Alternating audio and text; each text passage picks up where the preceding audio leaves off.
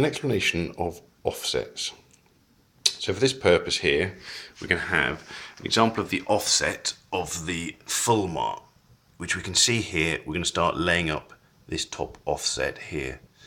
The first thing we want to look at is the X offset, which is the bottom one, which we'll see there's a couple of different numbers, but the main thing is 10, 20, 30, 40, goes in regular 10 centimeter intervals. That's the first bit we need to mark up. These 10 centimeter intervals equate to these lines up and down here on the diagram below. For the purpose of this video, this cardboard, this tiny little bit of cardboard, is going to be a part of our big sheet of plywood. So I'm going to start marking up these offsets onto this bit of imaginary bit of plywood here. The first thing we've got to do, start from a straight edge, best a machine cut edge from one end of the plywood. This will be a bottom edge of the plywood, and we'll start marking across the panel that way. First thing we need to do is mark up the 10 centimeter intervals that we can see on the x-axis there.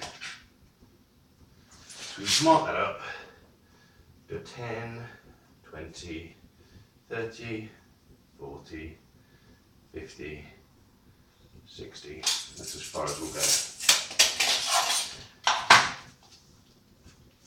Just using a nice set square here, just mark him up. Accuracy is the key to these.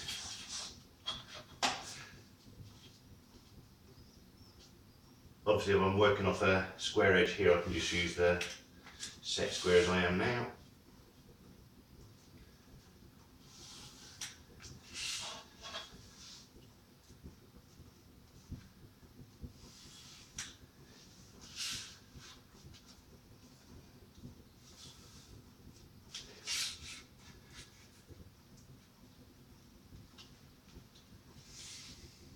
Right, so these are marked up. There's your 0 point there, here's your 10, your 20, your 30, 40, 50, 60.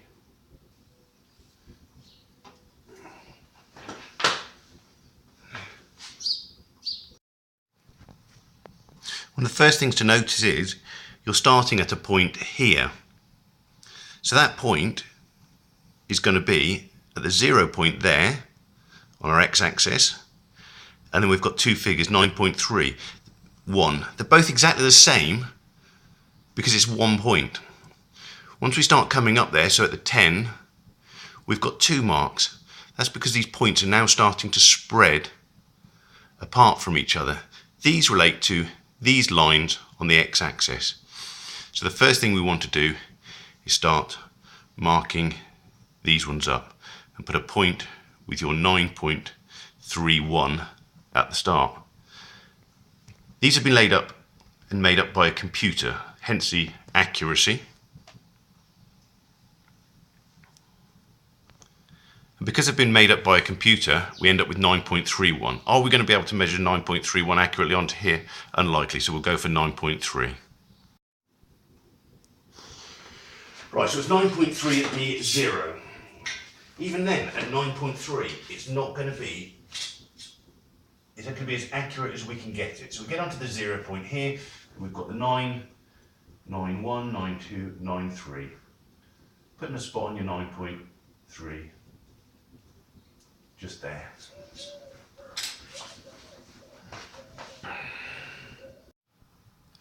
Looking again at our offsets, we can see the next one is not a full x-axis, it's a 7 on the x-axis. And that 7 needs 2 points. It needs a 4.84, so say 4.85, as good as we can get, and a 9.52, so about a 9.5. Mark those up on the x-axis now.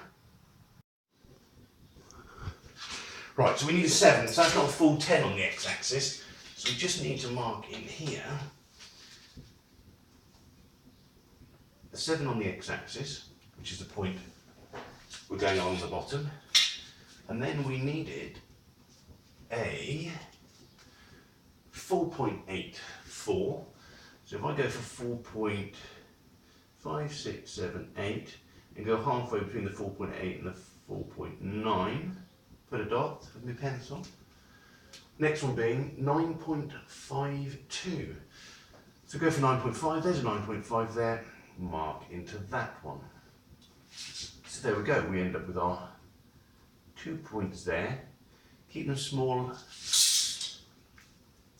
dots. You can put a cross if you can't see them, which is quite easy on a big board, so you can find them easier later. But keep the main bit of dot. Right.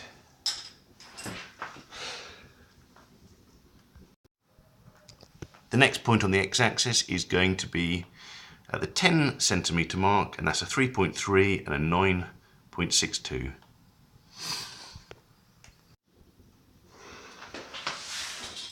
So that was a 3.3 and 9.62 on our 10 centimetre, which we've already marked. So 3.3 there. 9.62, so 9.6 I'm doing there. Just a dot, and I put a little cross by them so we can see. The next one here, because there's quite a curve on this bit here that matters, I'm not full 10 centimetre. So the next one's a 13. We'll do exactly what we did for the first one. We'll come across here for the 13. The next X after that is a 15. So I'll mark a 15 as well. At our 13, the figures I can see for that one are 2.27. So I'll go for 2.2 and go halfway between. And a 9.73, so I'll go for 9.7. 9.7, there we go. Just going to mark those, just put a little cross by them, so I know those are my marks to go for. At the 15, we have got 1.65, 1.65, 9.85, 9.785.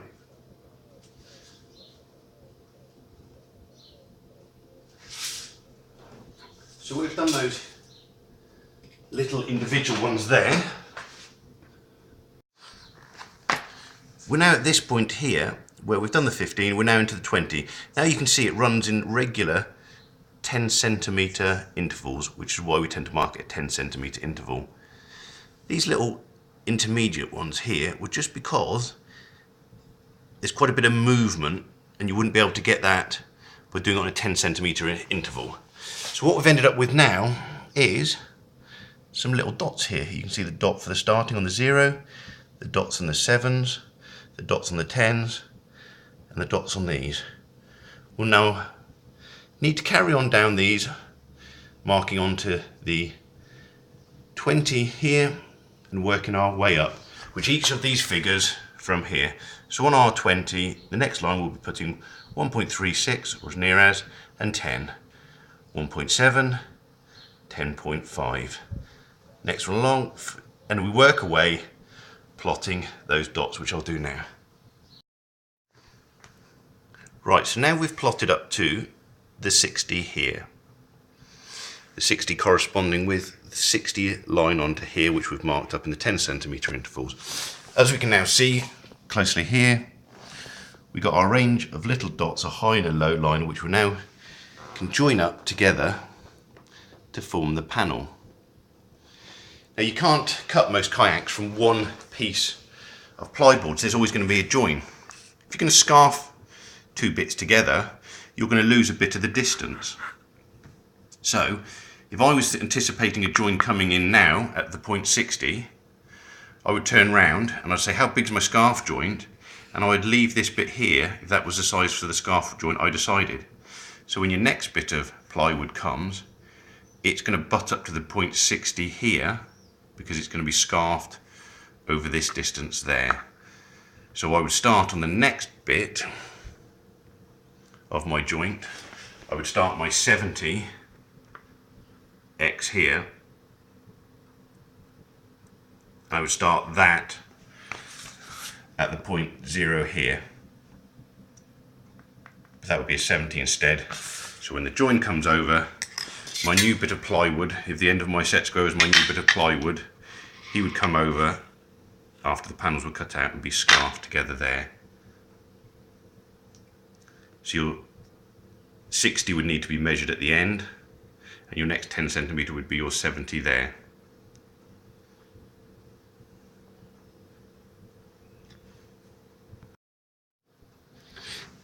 To mark out the dots now, instead of trying to mark around the dots and things moving around, I use panel pins. Obviously I'd have to hammer these into the wood, but on each of those I would now hammer a panel pin in.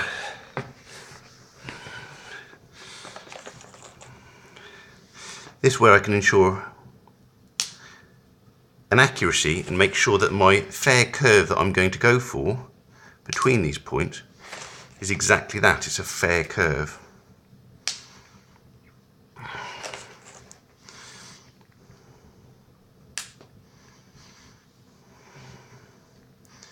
What we don't want is something that goes from between these marks here and goes flat, then bends, then flat, then bends again, and doesn't do a fair curve. So I've done my panel pins in now. You can see this one is tricky if you do it right on the end like I've done this time, the first 0, because getting a panel pin in can be a little bit tricky if it's to hold. There's my point. I tend to use a bit of tile trim because tile trim bends beautifully for it. I would then put that against my panel pins, and to hold that in position I tend to use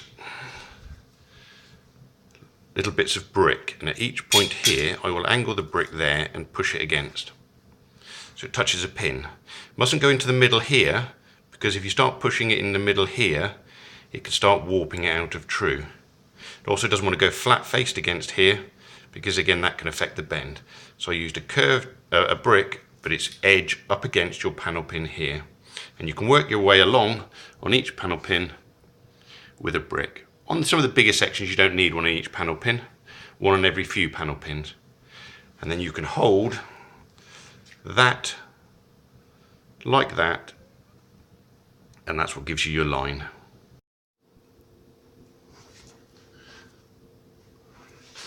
I'm obviously not going to hold this for demonstration purposes with bricks. I'm just going to put it there and hold it by hand. So I can then draw between the pins here.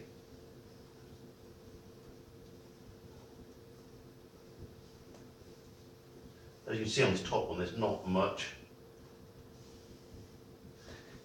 It's a fairly straight part here. However, the bottom does bend quite a lot. So I put those pins into the bottom positions now.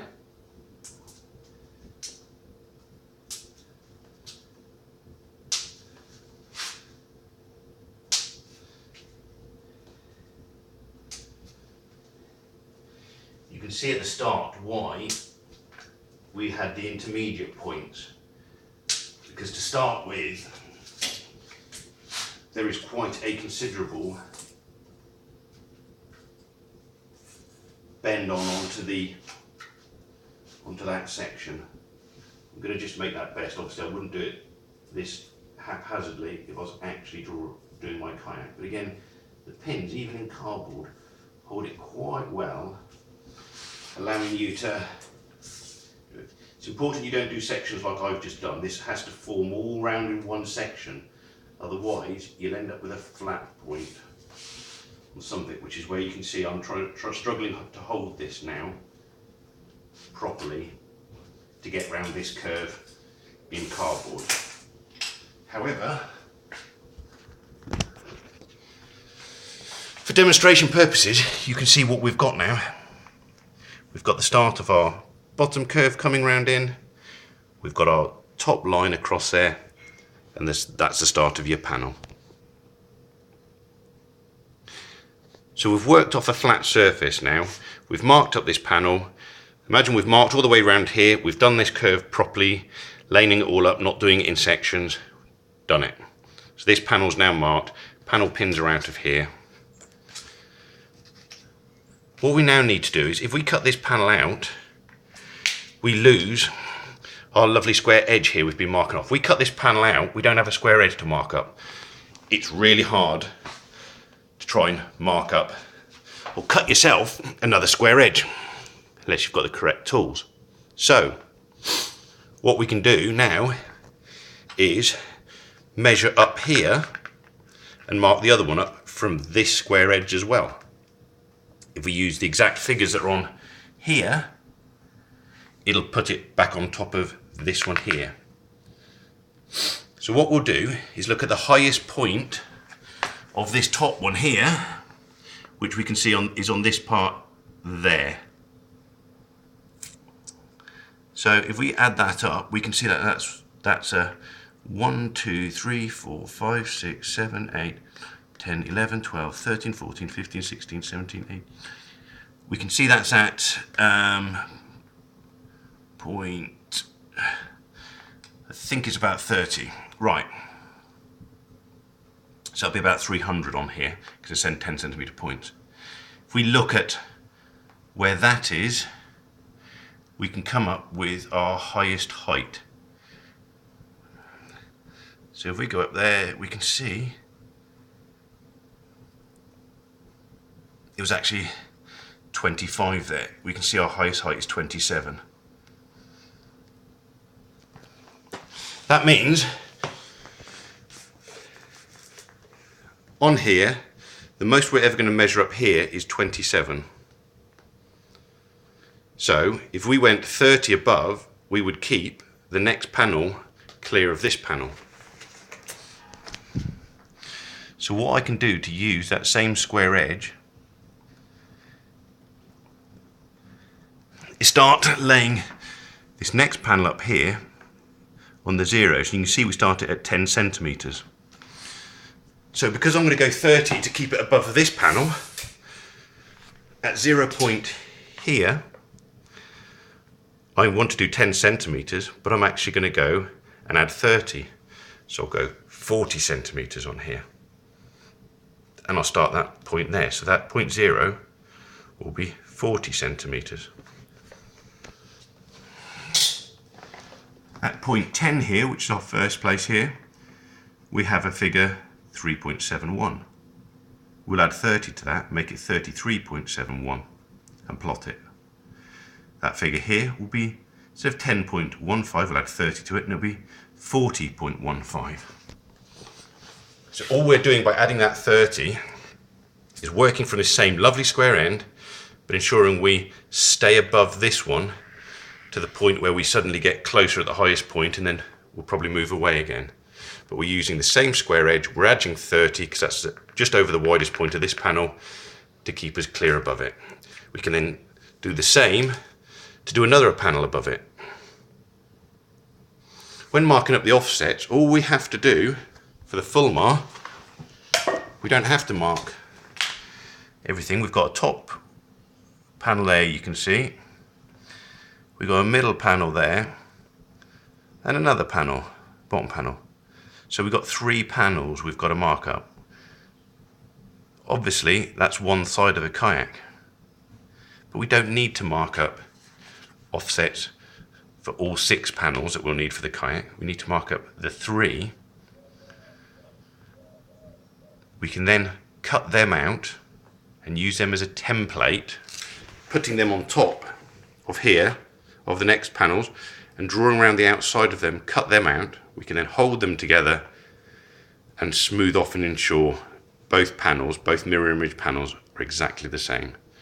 That's basically how to lay off your offsets.